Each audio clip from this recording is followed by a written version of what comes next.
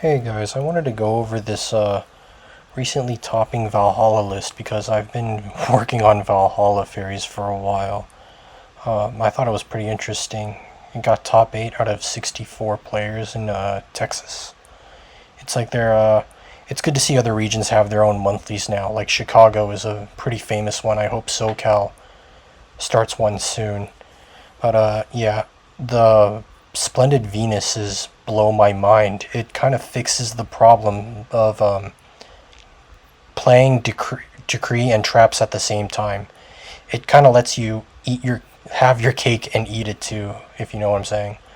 The Grand Mole, that's something my buddy Eric popularized. Keegan invented it, I'm not gonna lie, but Eric popularized it when he won with Valhalla Fairies last year. The Athena is really cool too. I like Athena. I've played her a couple times. I've been experimenting with her. There's actually an OTK you can do with her, Honest, and Ultimate Offering. That's pretty cool. Freed, I'm not really a big fan of Freed. You don't really. I mean, he messes up your graveyard, but you don't really need your graveyard in this type of build. But at the end of the day, he's a normal summon. I'm not a fan of him. You guys know I like main decking Soul Release over him, but he's okay, I guess. He's just not the best early game. He feels like a Gilman. But the DD Warrior Lady is pretty cool. At 1, I agree with that. I think 1 is enough. The Cyber Valley package is a classic. I always play Cyber Valley, at least in regular fairies. And Gold Sark.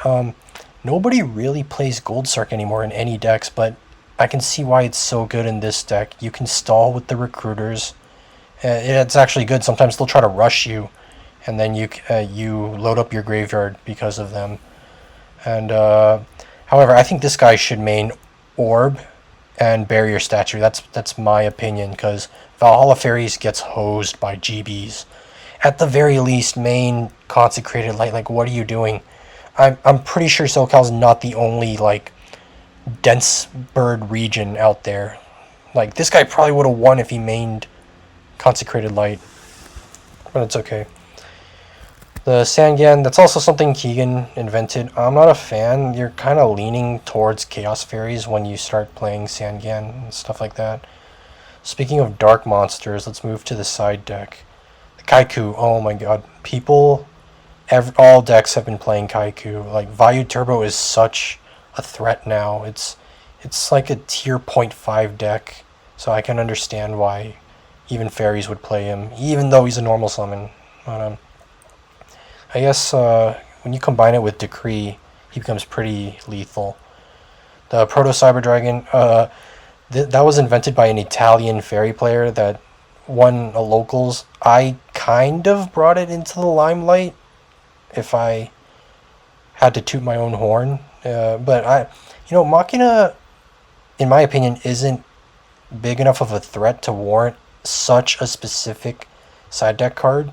Maybe that'll change in the upcoming years, but we'll see. And the Jinzo is really interesting. This guy is pretty much saying, I want to shut down traps at all costs. That's partially why I play Cold Wave. I'm not gonna lie, but Purple Light, that is a Tommy Dang invention for sure. The Jellin Duo, what's funny is Eric, who I consider probably the best Valhalla Fairy player. It's debatable now, I guess, but he's been experimenting with Jellin Duo. I agree, it's good in the side, because you don't want, GBs bouncing off of it and stuff like that, or Bora piercing it. But yeah, it doesn't die to deck dev, so I think Jellin Duo might be the future of Valhalla Fairies. My Body is a Shield, pretty good, stops deck devastation virus.